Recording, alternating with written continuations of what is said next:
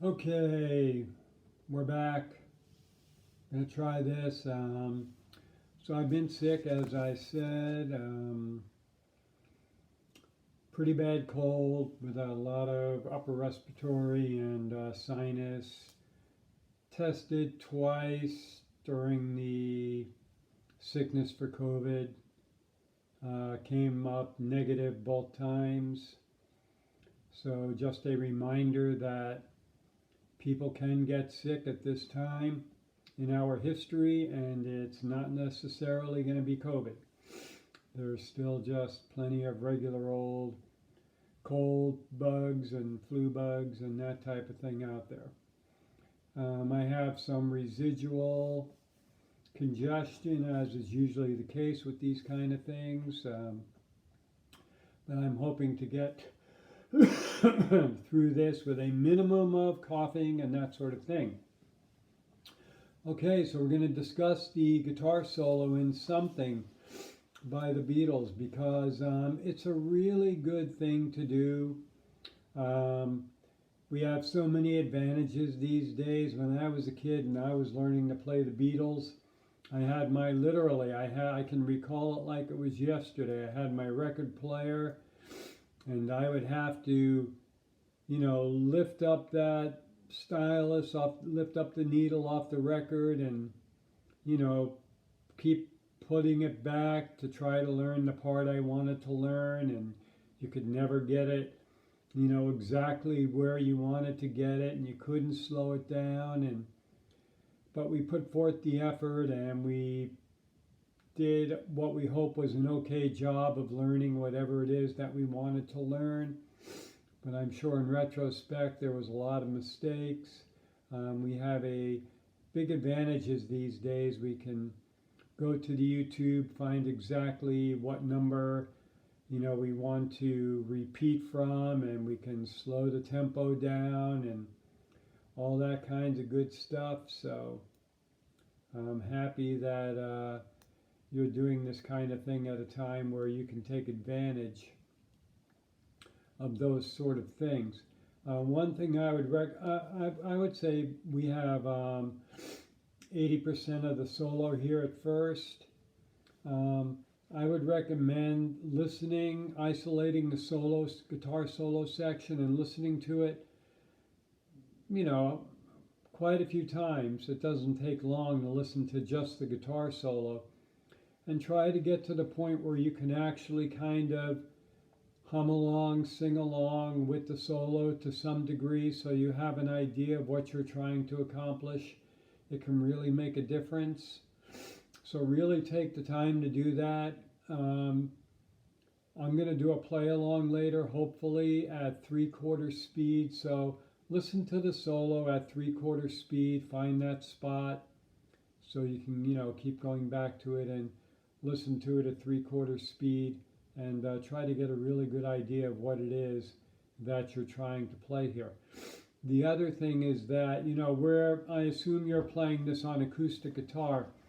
So we're not going to do it entirely with the same techniques that George would have used on electric, just because they're a little bit more difficult to do on the acoustic. We're definitely going to get the notes.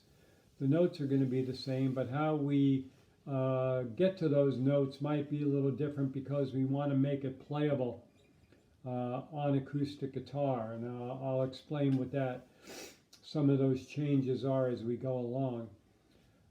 So we have the very first phrase. I'm going to assume hopefully you've stopped this and are going to listen to the solo a few times and then come back to this, or however you want to do it. But when we get to that first phrase, I put that Roman numeral 7 up there just to get you started. We're up in 7th position, no capo, as you know. And this solo goes in and out of a lot of positions, so I didn't note all the position changes as we go through it because there would just be too many. But starting up here in 7th, we have from the 7th to the 9th fret, we have a hammer on. Then we're playing the 8th fret of the B string, and then back to the 9th fret. of the G string. So counting that in, we'd have like 3, 4, 1, 2, 3, 4. I'm going to play that. I'm just going to play that phrase several times. 1, 2, 3, 4. 1, 2, 3, 4. And that's going to come in after that little descending line at the end of the bridge. And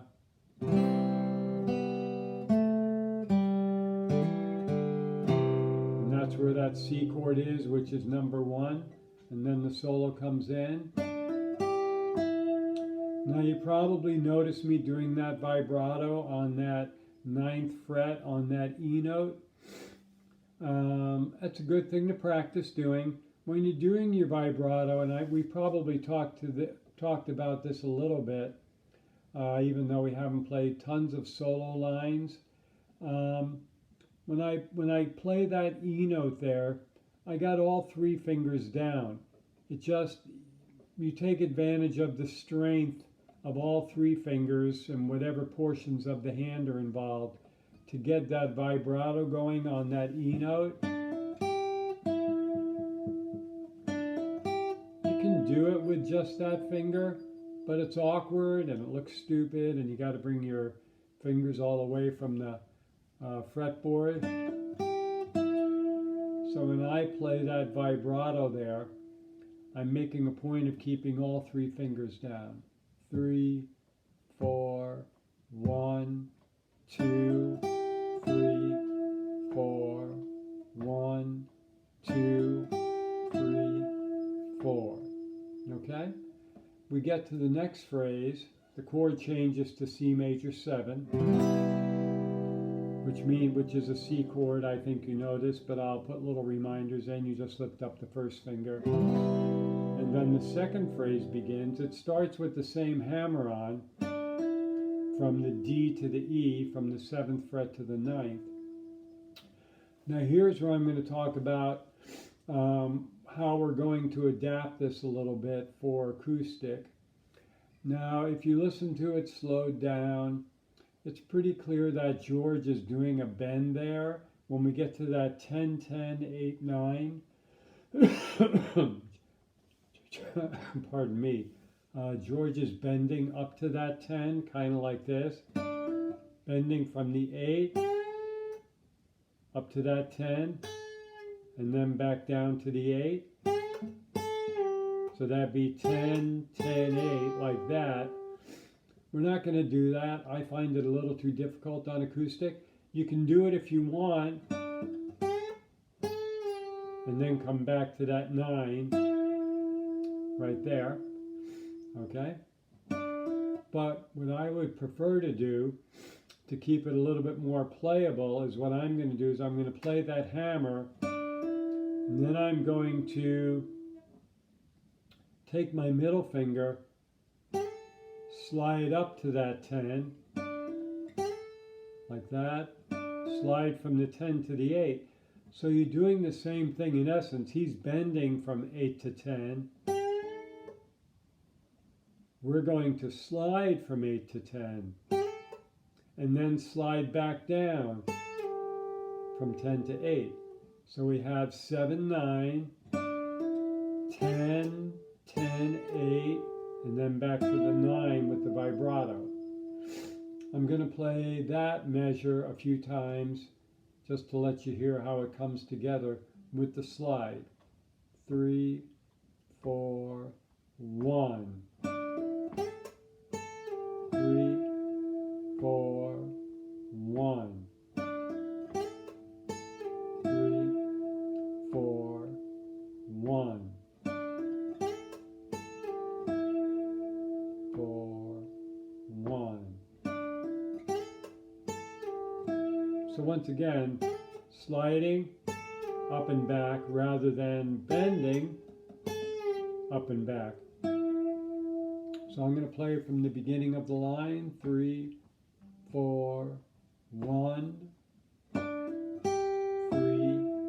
4, 1.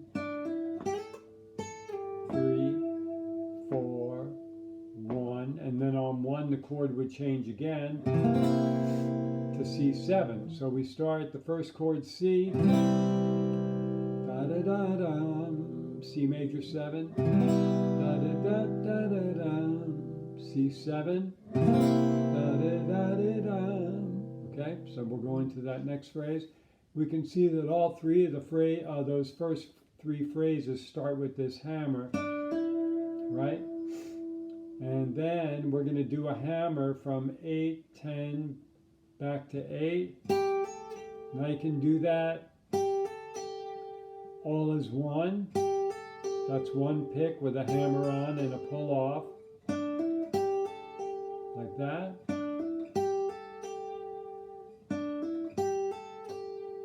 That's the way I would recommend doing it. You're not really going to have time for the vibrato in there. Okay, then we continue on to the next line, and what I have there is I have a quick little grace note going into that 11, like that. So putting that together, starting at that C7, it would be 1, 3, 4, 1. It's just a little quick from that 10 up to that 11, a little grace note.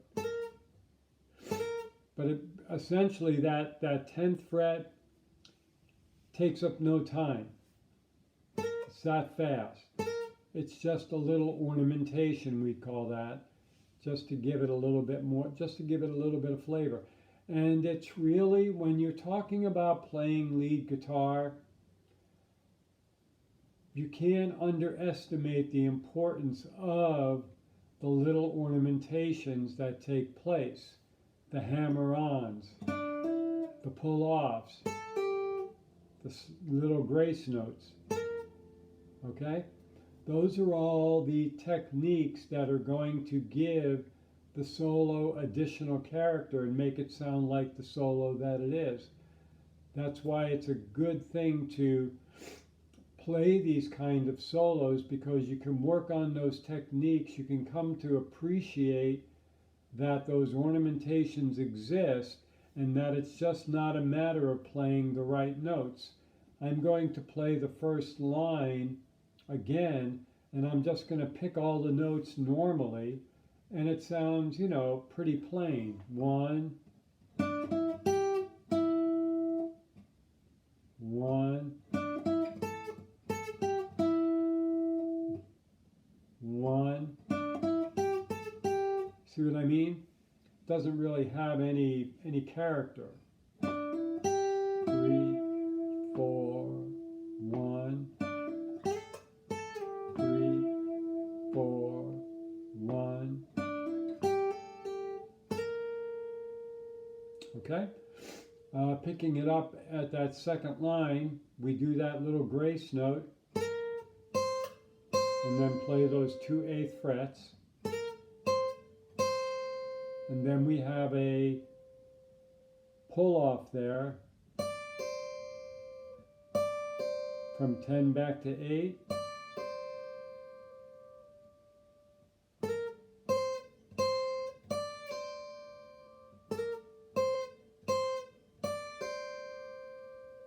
Okay, I'm going to play from the beginning. 3, 4, 1. 3,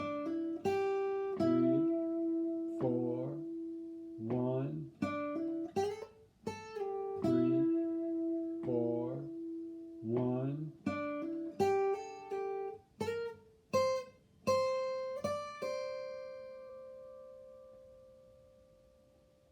One more time from the beginning. 3, 4, 1, 2, 3,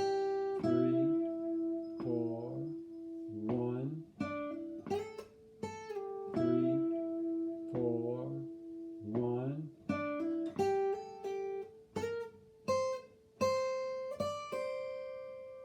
We get to the F major 7 chord. If I was playing rhythm here, so I have my C, going to the C major 7, C7,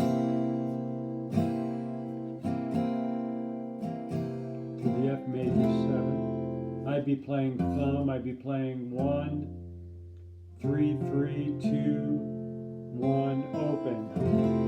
1, 3, 3, 2, 1, open. That's the F major 7 I would use there. Getting back to the lead, we have from 12 to 10 down to 8, all on the high E string. The way I would play that is I would slide from 12 back to 10 and then pick 8.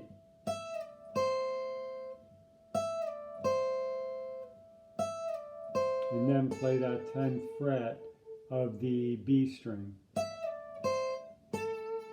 Little vibrato there if you want. Let me put that all together from the beginning. 3, 4, 1, 3, 4, 1, 4, 1.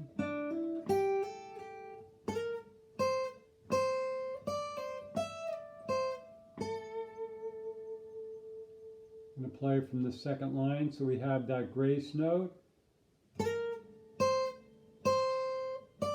Pull off, and then I'm reaching up and sliding back down. Pick, pick with vibrato.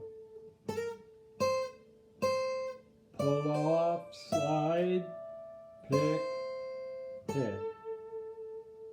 Grace note, pick, pick, pull off, slide, pick, pick.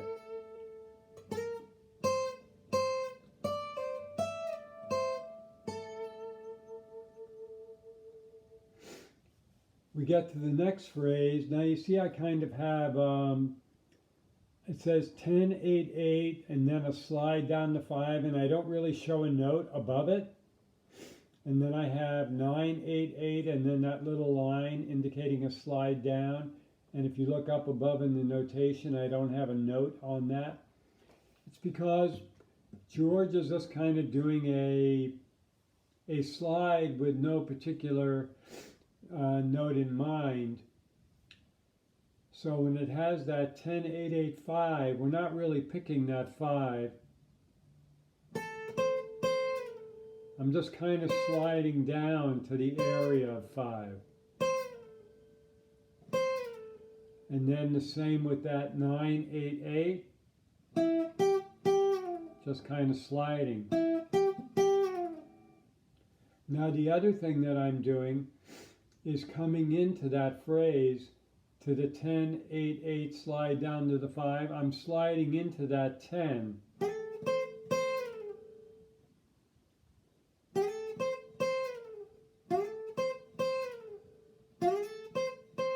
Doesn't really matter where you slide in from.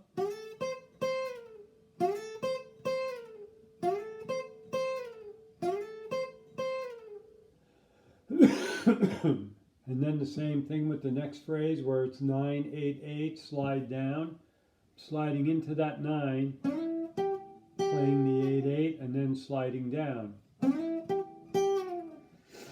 I'm going to play those 2 beats several times, just so you get a feel how that's done. Once again, when you're sliding up to that 10, doesn't really matter where you slide up from. You don't want to come from down here, but, you know, just kind of in the general vicinity.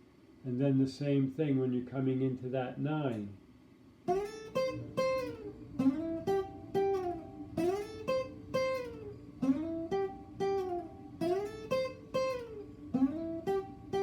Once again, on the slide down, I'm not going all the way down. I'm going, you know, about to the 5th on each one of those.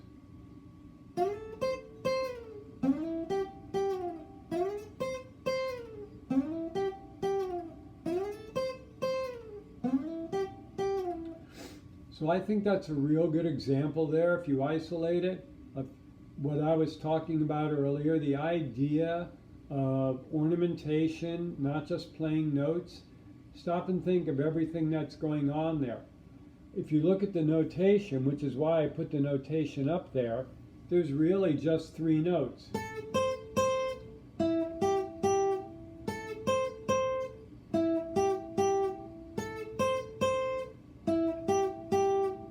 Okay? But when we add that ornamentation in there, it gives it a whole new sound.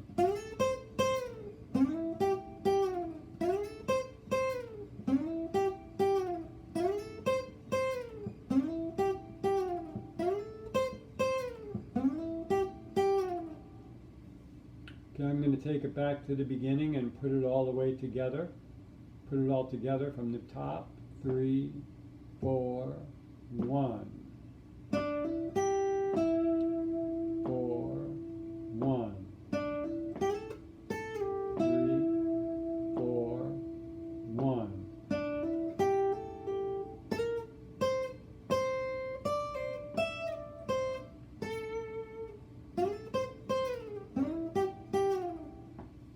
Okay, now when we're coming off that A7, that 9/8/8 slide down, I'm going to come down and land on that second fret where that D7 chord is on the third line, on that next melody note.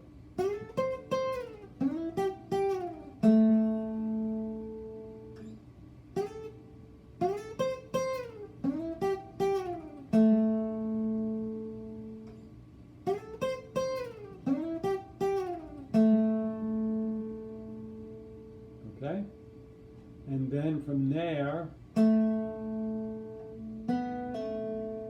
you can do a pull off there. Maybe better there because of where we are on the guitar neck to actually pick those next two notes, that 4/2. And then when I go to that 7/7/7, I'm going to slide the first finger.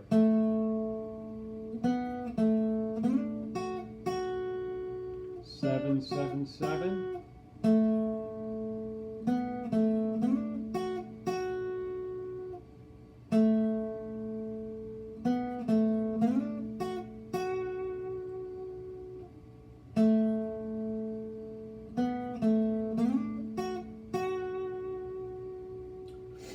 Okay, I'm going to go back and play that from the top. 3, 4, 1.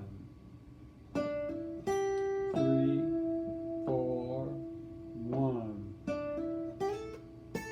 3, 4, 1.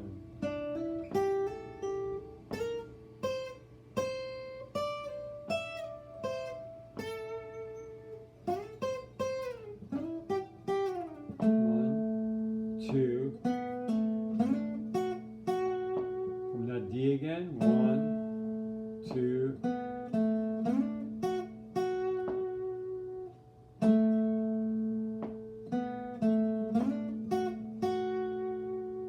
Okay, I'm going to cut this at this point. I'm going to do another video soon. I might even do it today. I don't like them to get too long because I don't like too much information on one video. When it's just me talking without getting a lot of feedback from you. So let's leave this one there, and I'll do a second video to take it through the rest of what's written here and also review a little bit more what we've talked about so far. Okie dokie.